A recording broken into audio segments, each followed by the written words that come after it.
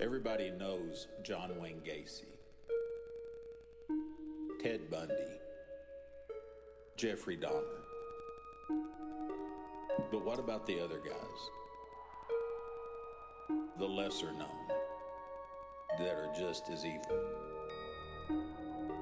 Come along and explore them and learn some hard lessons with me, Brett, and my co-host and beautiful wife, Deanna.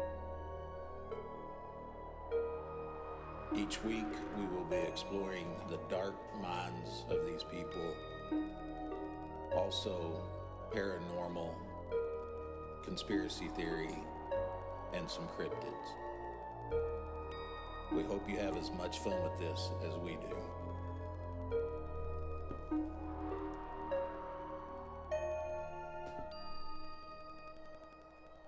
Hey classmates, this is Deanna. Hey guys, this is Brett, and welcome back to episode 24 of Hard Lessons. Yay! 24 whole weeks. That's almost half a year. Wait, 48 weeks. 50. I'm not even going to try. It's a leap year, so you carry the one. You know what? We've been doing this a minute now, and it's just 24 weeks. Just 24. Well, we took that break in December, but this is our 24th episode. 24th episode. Okay, because I was like, it's only been 24 weeks. That's not very long. Not long at all. But it seems like forever. It does. Time flies when you're having fun, gorgeous lady. Uh-huh. I mean, I probably shouldn't be talking to the teach that way. But oh, well. So I think it's that kind of classroom. Wow. So how was your week?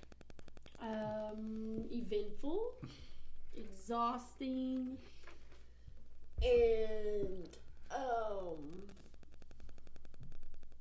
yeah, that's pretty much all I've got to sum up into it is eventful and exhausting. All of it wrapped up into one. And I'm still exhausted. My tired is tired. Yeah. My brain is already fuzzy. Started another class.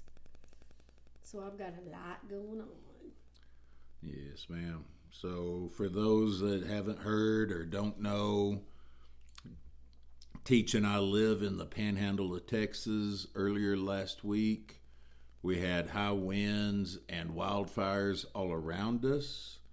It has now become the largest wildfire in the state of Texas history. Over 1 million acres have burned. Several homes destroyed.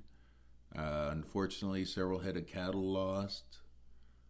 And on Tuesday night, we were evacuated for close to 2 hours from our house, which took us about that amount of time to get out of town. So we were basically out of town, what would you say, about 20 minutes total? Probably. And when I say out of town, we went and we sat in the parking lot of the bowling alley, which is on the south end of town, just past the city limits, less than a mile. So we weren't out of town. No, but and all I kept thinking was they want us to go to Clarendon or they want us to go to Amarillo. I'm like, how is a population of 17,000-ish people supposed to go to these towns when they're not prepared? Well, Clarendon is not big enough. No, Clarendon has maybe 2,000. Yeah, and Amarillo, they closed Amarillo off, so then you could go to Groom. But it's like, there's nowhere to go to. Exactly. And if you want to think about it, Clarendon was in the way of the direction the fire was headed anyway. Exactly. So fortunately, it did not make it that far. Oh, thank goodness. Thank goodness. That would have been people northeast of us. Mm-hmm. Canadian. Well, they were affected bad, and so was Miami. But Wheeler. I'm just talking to people that on the outskirts of Pampa. Oh yeah. They would have. It would have been bad for them too. It was just very, very intense and scary. It was, and I tend not to get nervous in situations like that. But we both did. We did, and my nervousness ranked up when looked out into our backyard and the sky was orange. So I thought the fire was actually right next door. You know, the sky was orange. Teach and I ran out into the backyard, and the fire was maybe 5 miles north of us, still out in open land, but there was ash falling in our backyard, and I was like, yeah, it's time to go. Well, and that was just the wind blowing this stuff from there to us, and me being the one that doesn't panic was kind of like, this is new. Something you don't see every day. No, because this isn't our first wildfire, so it was new, and of course I'm crying because all I could think of is the animals dying, and yes, anyway, we had to take all 3 of our dogs with us. I couldn't get the cats into a cat carrier. Or they would have been with us. That would have been terrible, but so then I was upset about that. I was more upset about losing the animals than I was anything else. Everything else is replaceable. But you can't just leave animals. You can't. So, you ready to get started? I am. I just found something interesting. Yeah, is it weird? No, it's just more of like, Something you don't think about. You don't think about that stuff. Gotcha. Because who thinks about leap year until it's leap year? Oh, yeah, happy leap year day, everybody. Yeah.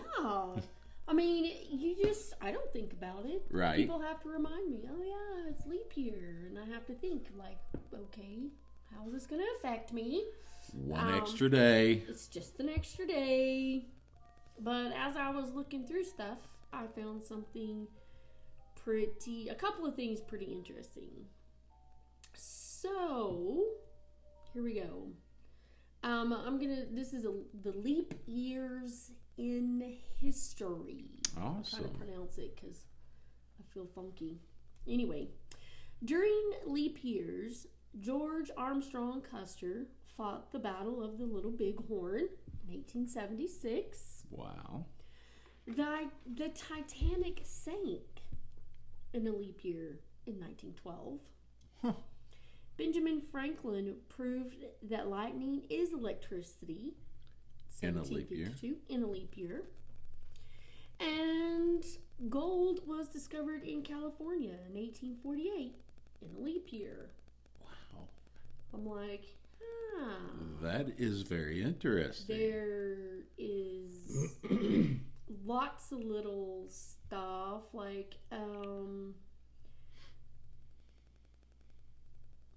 okay, so a fact about leap year, which we kind of knew, that leap days are needed to keep our calendar in alignment with Earth's revolutions around the sun.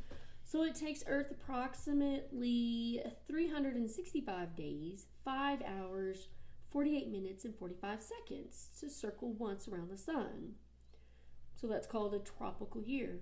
Without an extra day on February 29, nearly every 4 years, we would lose almost 6 hours every year. After only 100 years, our calendar would be off by approximately 24 days. How crazy is that? It is, and I'm like, I don't understand. But there's more on there.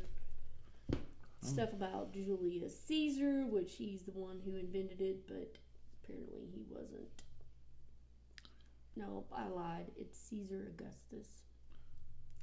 But anyway, there's other stuff in there. I just thought it was interesting that those weird things happened in the leap year. Me too. I never even thought about all the things that happened only certain times. Yes, like ma'am. Leap year. Like leap year. Yeah. I'm just glad there was somebody smart enough to figure out to throw in an extra day every so often. Why they had to do it on an election year, I don't know. Why we have to have an extra day. You know, really? Oh my gosh. See? No. We're definitely not political. You vote for who you vote for. We vote for who we vote for, and we'll get along the day after. Mm-hmm.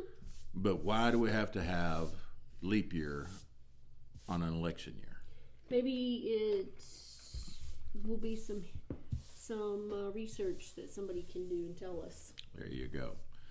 All right, you ready? Yes, I don't even know what's happening this week. Class is in session.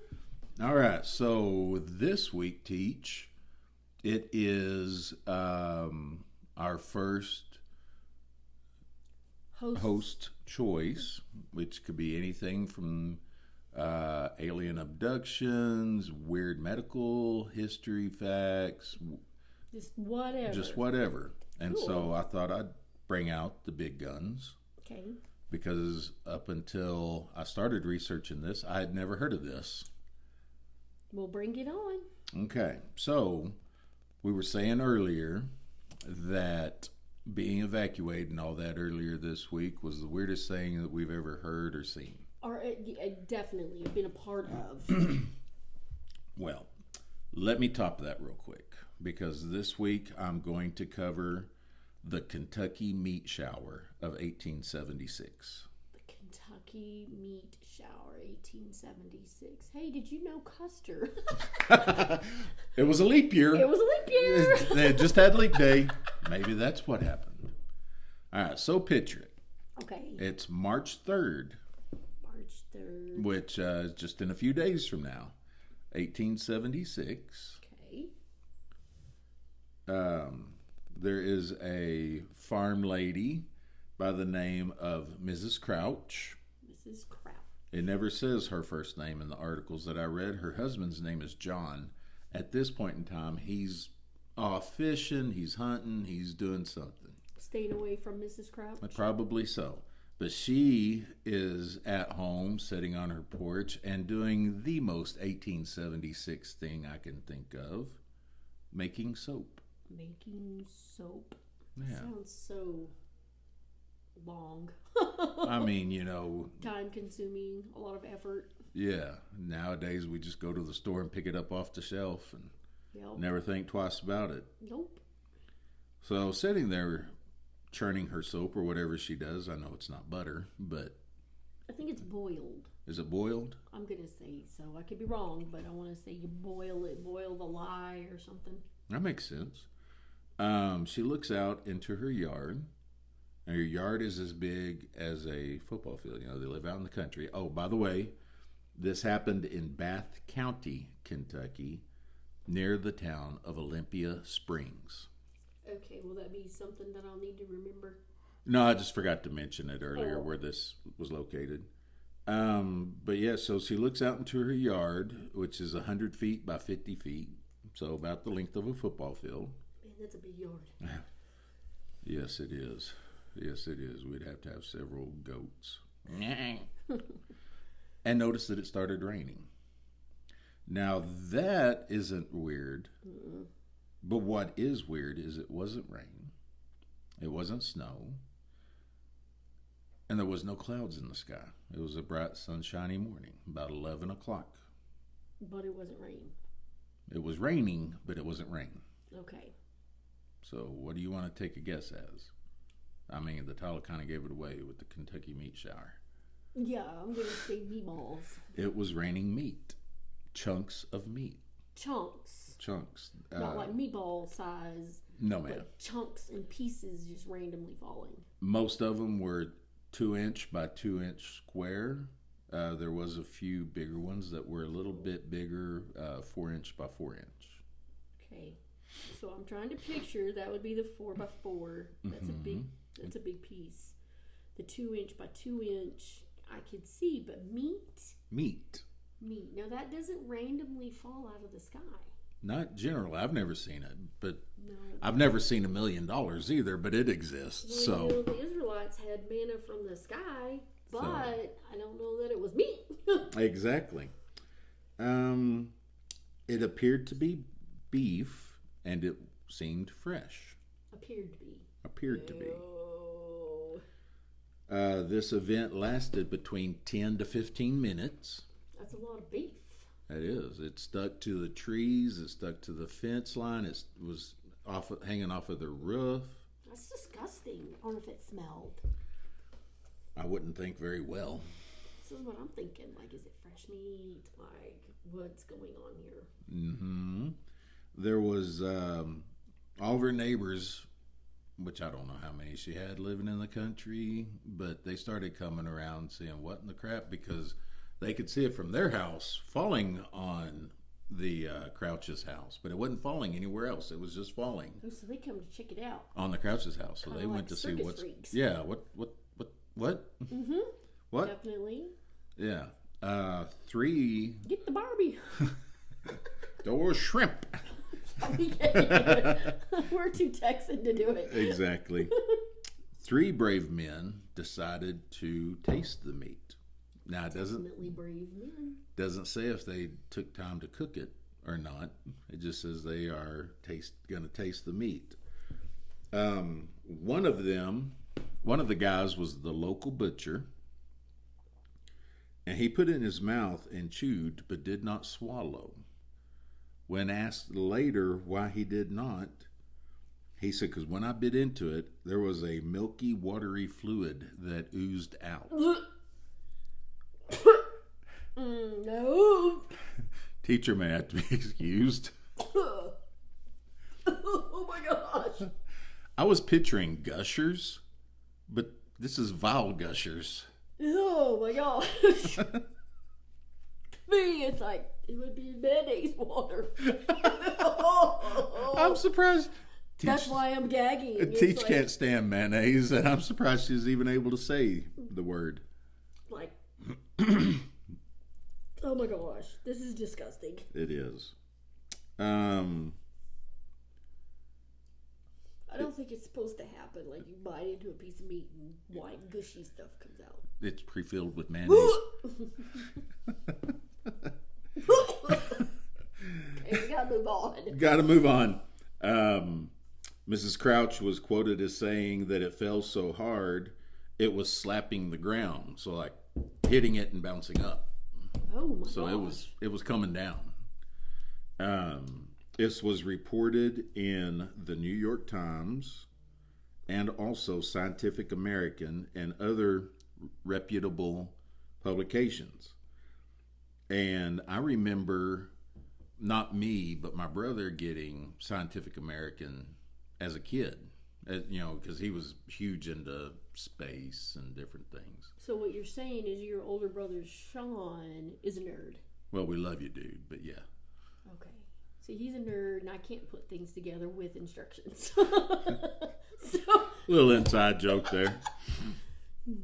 And I was like, man, how long? So Scientific America, who we used to have a subscription to, reported on the 1876 Kentucky meat shower. long ago. I had to do a little dive, and they have been in publication since August 28th of 1845. Wow. So they used to be a weekly magazine. Now it's a monthly magazine. Yeah, because there was more stuff to report on weekly back then. Yeah, they're not making as many discoveries now. Mrs. Crouch was also quoted, and she never explained this, so but she was also quoted in the magazine as saying that she and her husband feel like this was a sign from God. When asked what she meant, she just smiled. Okay. So maybe it's the manna that we brought up a while ago. Maybe she was like, oh. Now, the reds and mayonnaise. Those 3 men did not like the meat that tried to eat it. Because they have that milky stuff in it. Like, I can't The mayonnaise? I can't even. However, the Crouches, pigs, and cats loved it. Well, pigs eat anything. This is true. The New York Times? Well, there you go. The New York Times quoted as saying the Crouches, cat, and pigs and other animals feasted on the deluge. I hope I said that right. Deluge. Deluge. Deluge. Deluge. Deluge.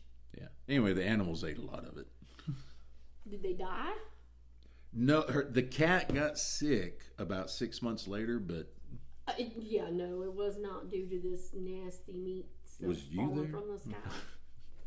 6 months? I'm pretty sure they had already pooped it out. You know, there's the story of the lady that carried her baby for 40-something years. Yes. So there could have been something left in there. I'm not going to think so, but okay. Okay. We'll go with that theory. Yes, ma'am. There was some samples that were sent to the Newark Scientific Association for them to look at and see what they could decide it is. So the scientific people can dissect it and figure out if it was really meat or a hoax or... That's right. Out of the samples that were sent, there was one piece that they described as lung tissue that belonged either to a horse or a human infant. Yeah, I know. How do you get those tissue, two confused? Yeah, like lung tissue from a horse. Well, apparently, to an infant. Apparently, a horse's lung is compared to an infant. Oh, this is what I'm like. This is what I'm thinking. Yeah. Is the tissues the same? Like, I'm confused here. I mean, they're not. And where in the crap is an infant's lung piece gonna just fall out of the sky? Where's a horse's lung gonna fall out of the sky? I think somebody had a wood chipper somewhere, and it was just aimed. We're about to get into some of the theories. Okay, because this is very confusing. But the New York Scientific Association has some other findings. Okay. 3 pieces, they said, are muscle. Didn't say human baby, human horse. Just muscle. Just muscle. And 2 pieces were cartilage. Okay, but again, not animal or human. Exactly. Specify. Did not specify. Did these people even know the difference? Well, I mean, they are the scientific association, so. Well, I can put something under a microscope and say, "Oh, I'm a scientist." I have a feeling maybe it was like Patrick and SpongeBob. I don't know. You look at it. I ain't freaking touching it, man. There's white stuff coming out. Oozing. Wes. Please don't. Teach will never hear the word ooze the same again. No, I mean, it's like right there in my throat. All right, so let's talk about some theories. Okay. The first one that I'm going to talk about is not going to take up a lot of time because it's the least likely. The least likely? One of their neighbors said that neighbors on the other side of him have 2 sons, and they didn't like each other. The brothers didn't like each other, and they were out behind the barn in a vicious knife fight. Okay. And he speculates, the neighbor, that a tornado came by and was picking up chunks of the meat from the knife fight and then blew it into the Crouch's yard. Yeah. I'm like, the other brother would have just hacked him up. Exactly. Plus, also remember, it was a clear day. It was a clear day. Oh my gosh. Tornadoes need clouds. I'm not a scientist. I'm a truck driver by trade. But tornadoes need clouds because they can't form on a clear day. Yeah, definitely. Okay, what's the next theory? All right, next theory. I call this one I've named it. I didn't see it named this anywhere else, so I've named it the Superman theory. Superman theory, okay. Humorist William Livingston Alden theorized this event to be caused by a meteor shower. Okay. So he speculated in an article later in 1876 in the New York Times that since meteor stones constantly revolve around the sun, it would stand to reason a belt of either venison, mutton, or other meats would revolve around the sun, and then they divided into small fragments and precipitated about the earth. So you're saying that this person is thinking that there is a meteor of a moose rotating around the sun and it just got broke up into these little pieces, and it finally just fell. Well, along with whatever infant lungs, apparently, or maybe horse meat. Horse meat, like all kinds of stuff is floating around. When asked to explain, he said that he had read where scientists theorized that meteors were a result of exploded planets. So the meat shower has to be the inhabitants who formerly occupied the wrecked planet. Hence me calling it the Superman theory. Superman. So the meat came from the alien cows. Okay, but enough coincidence that they look like our cows. Apparently. At least their innards. Okay. Don't So know about this. That is the Superman theory. Okay. Another theory by a separate neighbor that had the theory of the brothers is that it was a hot air balloonist who had accidentally dropped his lunch. What kind of freaking air balloonist is going to be eating infant lungs? Well, and how big of a hot air balloon did he have to have enough food to cover the ground, the trees, the fence, the house? Exactly. It's like he was shoveling out of the basket. And how hard did he have to throw it for it to hit the ground and bounce up? Well, depends on how high you are up. This is true. So another theory, and I'm going to be butchering words in here like I was a butcher that ate oozing meat. Okay. Science. So this theory suggests that it was not meat at all, but that it was Gnostic. Nostok. Gnostic, okay. Gnostic. So what is Gnostic? Yeah, you'll have to tell me. Here's where I start butchering words. Okay. It is a cyanobacteria common in various environments where it is present in colonies, composed of filaments in a gelatinous sheath. Other common names for it: star jelly, troll's butter, spit of moon, fallen star, or witch's butter. Okay. So I think I'm just going to call it star jelly. I like star jelly. Troll's butter isn't bad, but I'm going to stick with star jelly. Are you looking up pictures of Gnostic? Well, right here, I've already this says star jelly is a magical gooey substance that makes up the sun or meteors and other stuff out there in the sky. I don't know. Yeah. This theory was reported by Leopold Brandis in the Louisville Medical News. Now, who is Leopold Brandis? I have no idea. I Googled his name, and the only Leopold Brandis that showed up on the Google machine was Joseph Leopold Brandis. So I don't know if it was descendant to this guy. But anyway, so the one that I could find owned a chain of department stores. I don't know how he can go from owning a chain of department stores to writing to the Louisville Medical News, where the connection is. Maybe his chain of department stores sells medical supplies. I don't know. Well, maybe he stayed at a Holiday Inn and became a doctor. I like the way you think, Teach.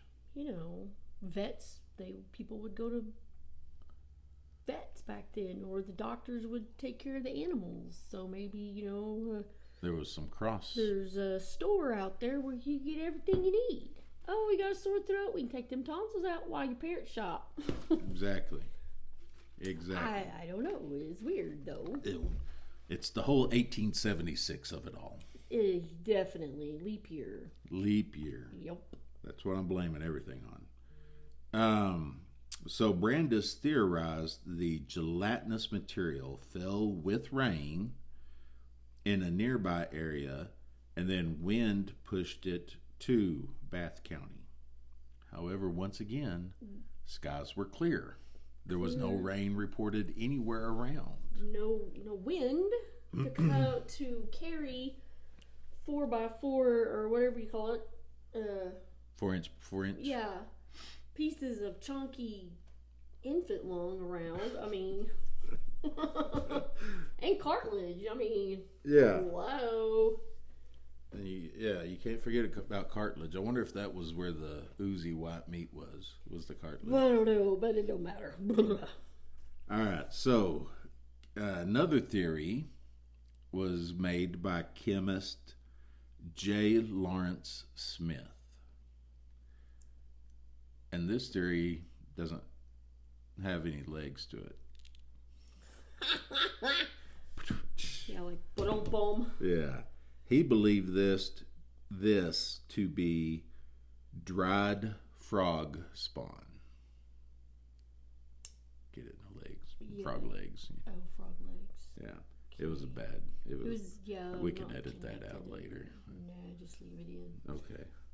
Like frog guts, but yet the scientific people in America or whatever said that it could be either horse or human baby or infant lung. So where does the frog come in at? It's the whole evolution of it all. I don't know, but that dude's wrong too. Well, I'm glad you said that because, as reported in the New York Times, this theory was as hard to swallow as the actual meat itself. I mean, I gotta give kudos to those people that actually touched it and put it in their mouth. Even though they couldn't swallow. Kind of reminds me of a story I heard working out at Hunting Titan here in town. Let's not. Hey, Bonky, if you're listening, you know who I'm talking about. All right, so the last theory of the day. Is this theory actually going to be like, this is plausible? This is the most plausible. The most plausible. Give you a little spoiler alert. This is unsolved to this day. They still have no idea what this stuff was. Well, it's not like they can go back and check it out. Well, we're going to check into that here in a minute. Okay. So this is the most plausible theory. And it is called chain reaction. Okay. Okay? Yes. And what would be chain reaction? Well, one thing causes one thing to happen, and then it just continues to follow down. Vomiting vultures. Ew, this is plausible. It's just more gross. Black and turkey vultures are native to Kentucky. When threatened, they will vomit all contents out of their stomach. This does two things. Whoever is threatening them, whatever they vomited up will distract them because they're eating. But also it will lighten their weight, and so they can get away faster, get up into the air quicker. Okay. But how could vultures be doing that and not be seen?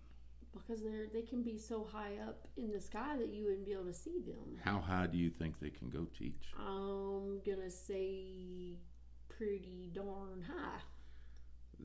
These vultures, the black and the turkey vultures, have been known to fly as high as 40,000 feet. That's like airplane levels. Yes, ma'am. Holy cow. And how many of them vultures were up there throwing up?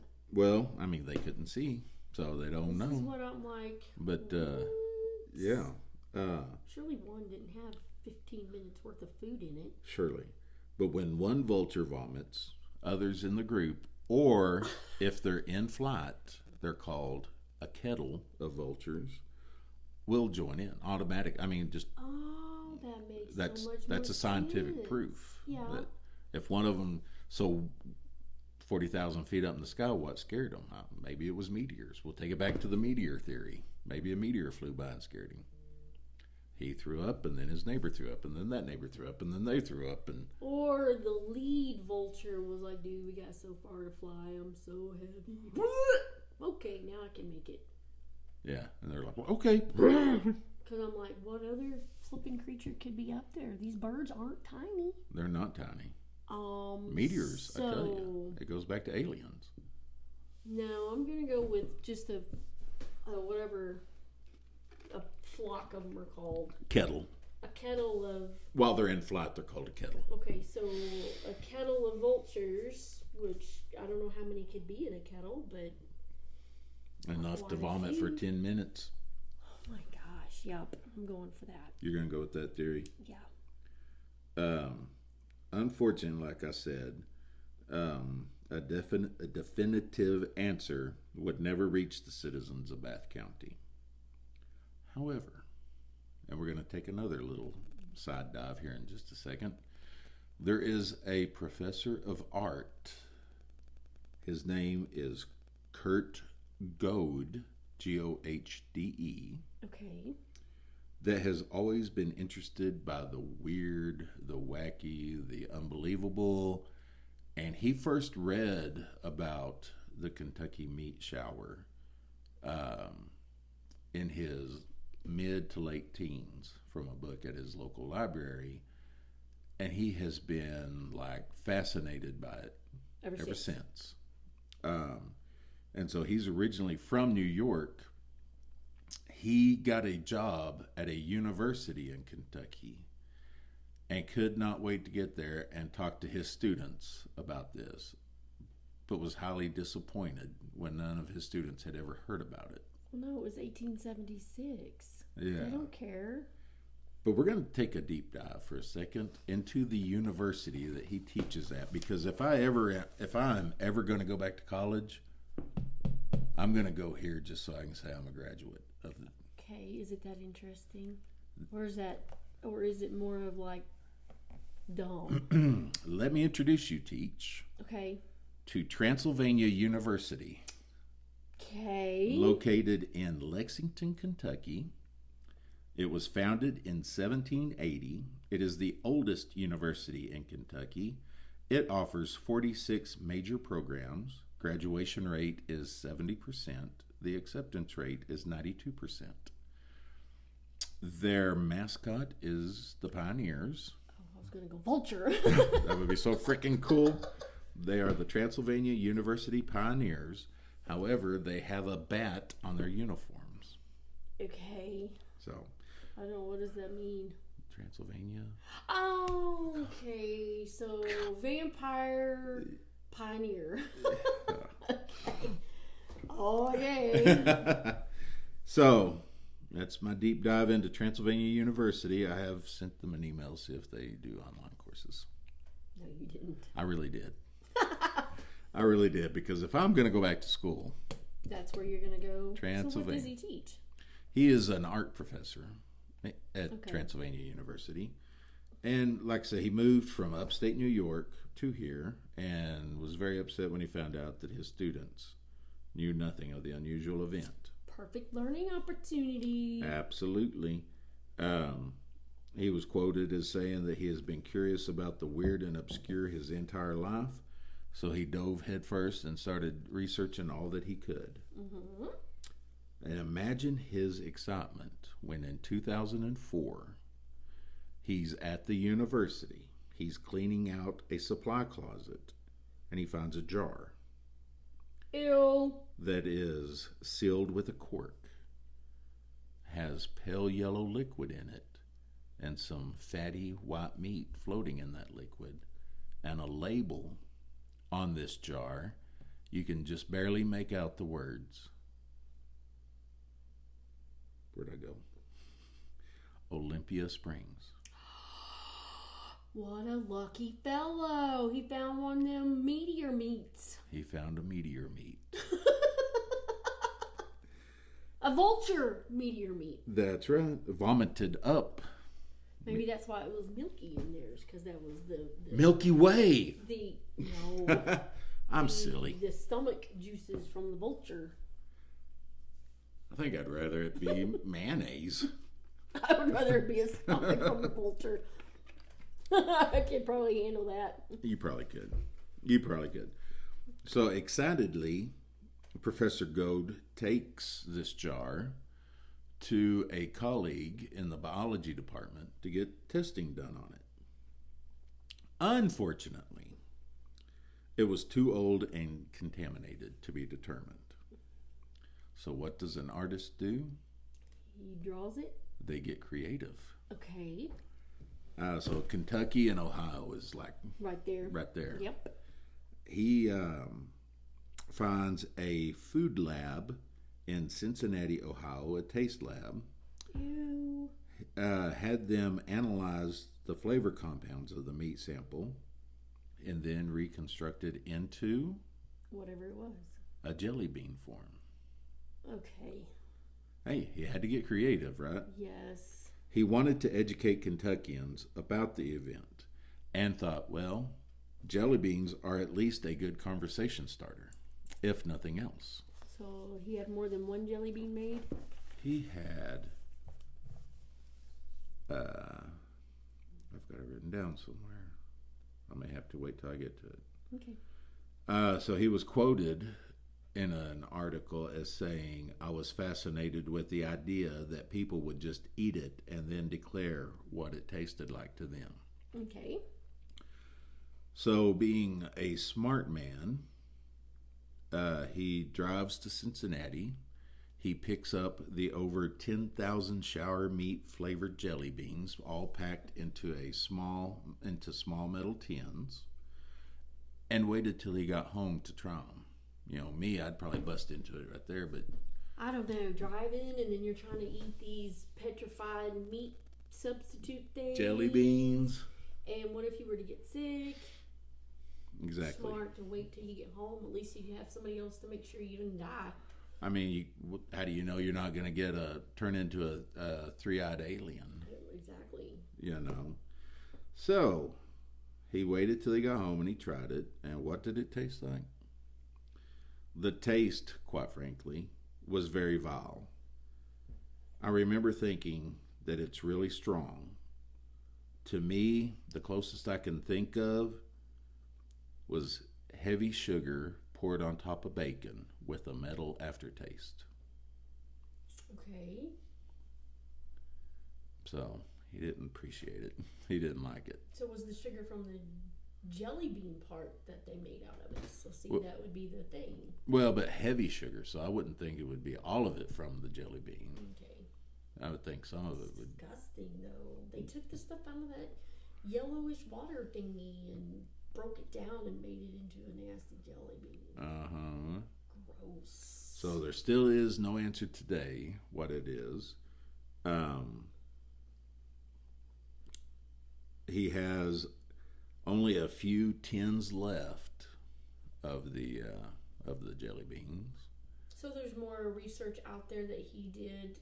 Did he write a paper, or what's he done about all the other tins? Like, did he talk about them? He would take them around Kentucky to different county fairs and different things like that, and would talk to them. Okay. And I mean, this has been going on since 2005 when he found that. Well, I was wondering if he compiled all the what's it taste like. I didn't find anything saying that he has. Mm-hmm. He did say that he has planned on it. Oh, so okay. He just didn't release it yet. Okay, yeah. I got it. Yep. He still has a few tins left and was quoted at the end of the article. Curiously, nobody has ever asked for more than one. No. I don't even know if I could do the one. No. I would avoid this man. Although it would be curious to see somebody actually do it. Right. They'd be like, you sucker! And that honestly sounds like something you would trick me into doing. Hey, baby, try this. Yeah, it would be. Yeah, it would be. It's just a grape jelly bean. Look, it's only fudge. Here, take some. Yeah. Hottest thing I ever put in my mouth. I really think it was jelly.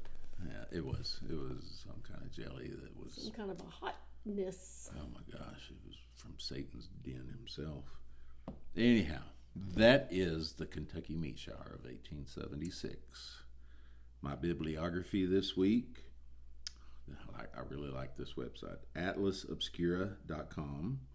The artist trying to experiment with the Kentucky Meat Shower. TodayIFoundOut.com. The mystery of the Kentucky Meat Shower. This is a television station in that area. WATE.com. 147 years have passed since the shower of flesh. That's a title for you right there. HGIC.clemson.edu. What is Gnostic? And the HGIC stands for Home and Garden Information Center. Mentalfloss.com. Digging into the explosive mystery behind the Kentucky Meat Shower of 1876. Very interesting. Thank you, Teach. Disgusting. Disgustingly I'm still going to go with the vulture puke. To me, that makes more sense. It is. So, I'm wondering if... Because, family's going to hand down this story. Mm-hmm. So, I'm curious to know, if the original people thought it was something and that's what they... whatever. Yeah. It was this, and this is what was going on, and family holds stories. Dude, if that was part of my story, I'd be telling everybody. I'm famous. Everybody be hearing it. Yeah, I'm famous now. But anyway, that's beside the point. And how are you famous, Teach? I am related to John Billington, one of the signers of the Mayflower Compact, and the first man ever executed in the new colonies. Absolutely. For more on that, go back to our first season and listen to an episode entitled The First. Yep. John Billington. All right. So what's my grade for this week, Teach? I'll give you an A. This was really interesting. The vulture mayonnaise puke stuff. You can't make that up. Can I say that I am so proud of you for not vomiting? Oh, it was so close. Yeah. Don't bring it up again. Don't bring it up, because another reason why I'm not a nurse. Jennifer Hazel, we got tons of respect for you. Yes. She doesn't have gag reflex. How do you know? Well, this is true. Just not in front of the patient. Maybe not. I would be like, hold on a minute. You mean I gotta touch that? Sister-in-law Darla, tons of respect for you. Absolutely. All right, Teach is reaching in and drawing for next week's episode.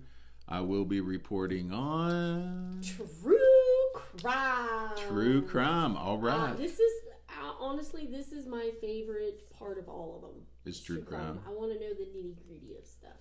Well, I've got a topic picked out for next week, and we will see y'all then.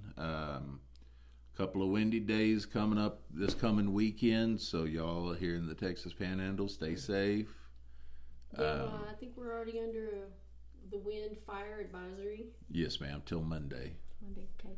So everybody stay safe, and like a good neighbor, know that we care. Love you, classmates. Bye. Class is dismissed.